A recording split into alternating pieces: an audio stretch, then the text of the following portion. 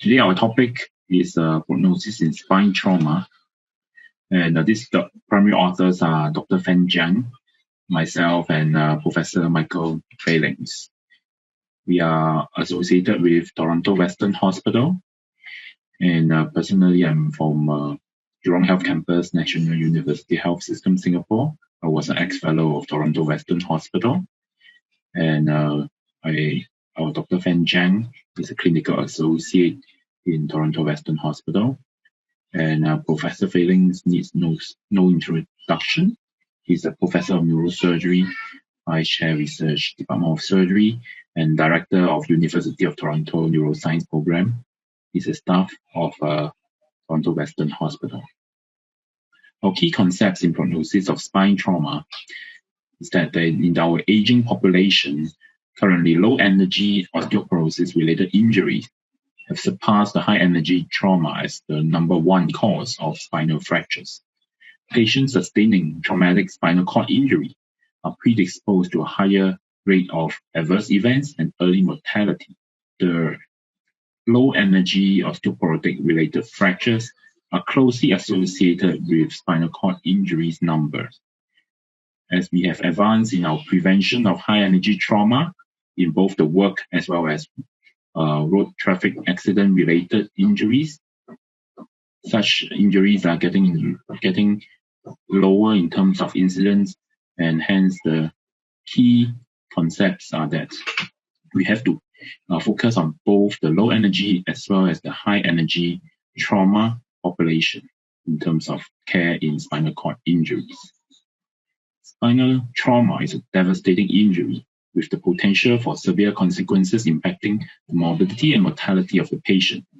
Acute injuries to spinal cord, conus medullaris, cauda equina, or nerve roots can result in temporary or permanent neurological impairment of varying degrees.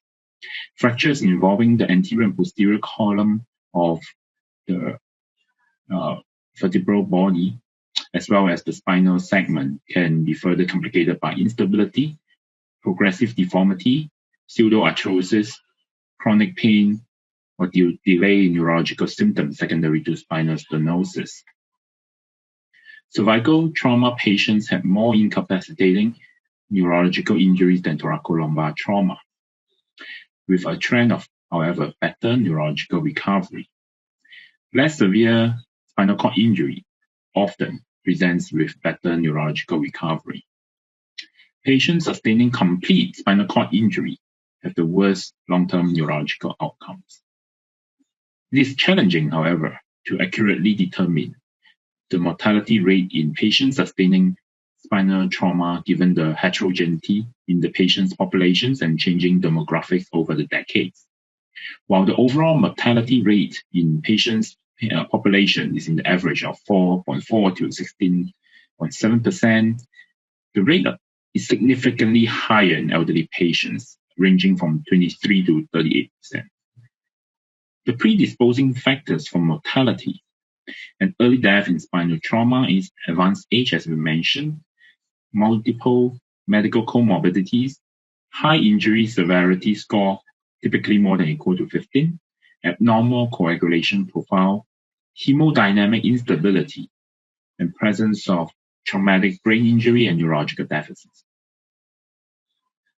The initial injury severity has been shown by numerous studies as one of the significant determinants of neurological recovery. A recent meta-analysis reported that for individuals sustaining AIS or Franco-A or complete spinal cord injury, the expectations for recovery are abysmally low at only about 19.3%, experiencing more than or equal to 1 grade improvement, and 9.2% with a more than or equal to 2 grade improvement. Now, none of the patients with a complete spinal cord injury typically has full recovery in one of the recent meta-analyses. Cervical trauma in particular and its close relationship with critical anatomical structures is of concern. The potential association with life-threatening cerebrovascular events and irreversible damage to neurological elements can be leading to increased mortality and morbidity. And there's an increasing annual number of cases of cervical injuries.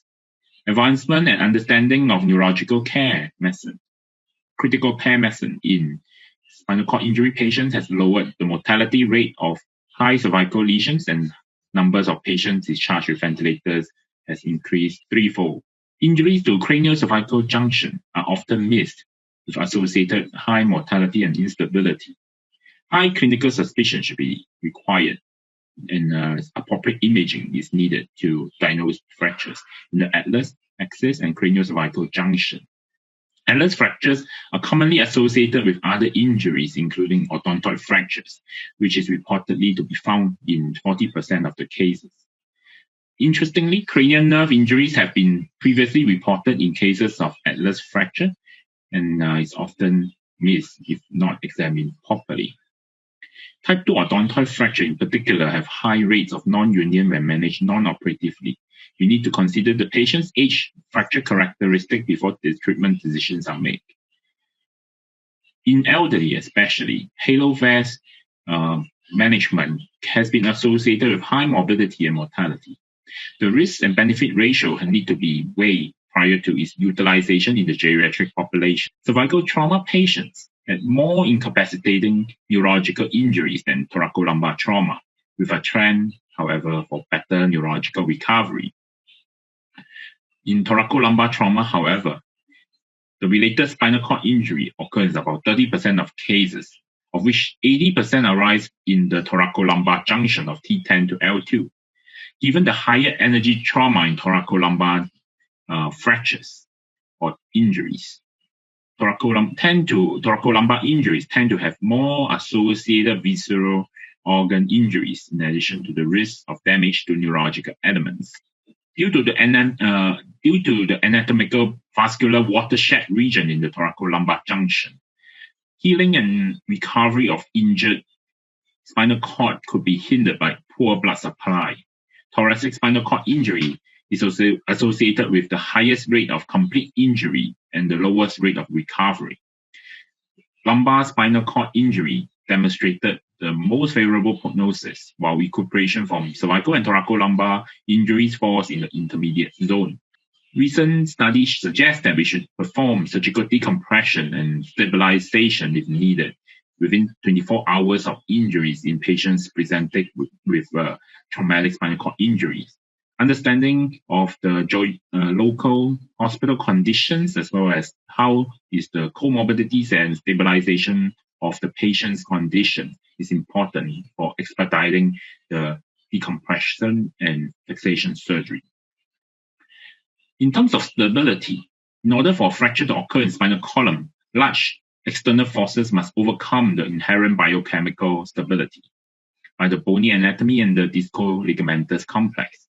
Numerous injury patterns requiring various degrees of treatment and intervention and standardization of management is needed to ensure optimization of outcome and quality of care. Hence, classification assists in the clarity of description and provides guidance on the management of prognosis of these patients. Over the years, Dennis McCormick has separately described the three-column theory as well as the load-sharing classifications.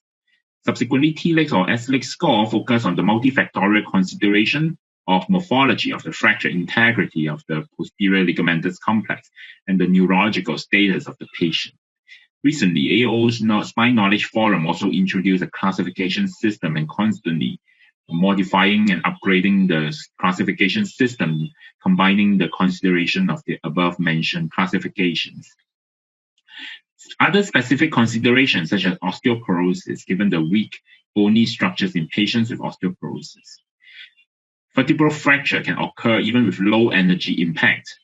Untreated osteoporosis can lead to additional vertebral fractures, spinal deformity with fixed malalignment, long bone fractures, and increasing the risk of morbidity and mortality. The management of patients with osteoporosis vertebral fracture should not be limited to acute injury only. A multidisciplinary approach for surveillance and prevention, as well as treatment of the underlying osteoporosis, is very important. Ankylosis of the spine presents in another group of patients with challenging medical conditions that leads to differences in prognosis in spine trauma. Ankylosing spondylitis and disseminated in idiopathic skeletal hyperostosis are both considerations that can bring biomechanical changes to the properties of bone and soft tissues, which leads to stiffening of the spine. And prognosis in this group is typically worse than normal individuals in setting of trauma because of the long lever arm of the ankylosing spine for a force to act upon, resulting in higher risk of dislocation and neurological deficits. Further neurological damage can also occur during the inappropriate immobilization and patient transfer. Overall mortality rate as well as complications are higher in this group of patients. Regardless of surgical or non-surgical management, the complication rate can be reported between 32 to 51% in these patients in DISH and AS respectively. The poorer prognosis and higher rate of complications means we need to be higher clinical suspicion is needed in this group of patients. AS patients often require more care. They have maybe presence of chronic pain, which is indistinguishable with the fracture pain. And pre-existing back pain can be mistaken to be the cause of the current fracture pain. Hence, there's an often delay in the period of diagnosis, and sudden neurological deficit can occur. This phenomenon is commonly known as the fatal pause. All patients with diagnosis of AS and DISH presenting with aggravation of back pain and minor trauma should undergo a CT of entire spine to rule out fractures. In conclusion, patients sustaining SCI, spinal cord injury, represent a vulnerable group requiring high level of clinical vigilance, aggressive surveillance, and prompt management of arising medical issue during the post-injury period. Clinical expertise and appropriate training in spinal trauma are required for the treatment and care of these high-risk individuals. In the author's opinion, the management should take on a multidisciplinary approach to achieve the most optimal outcome.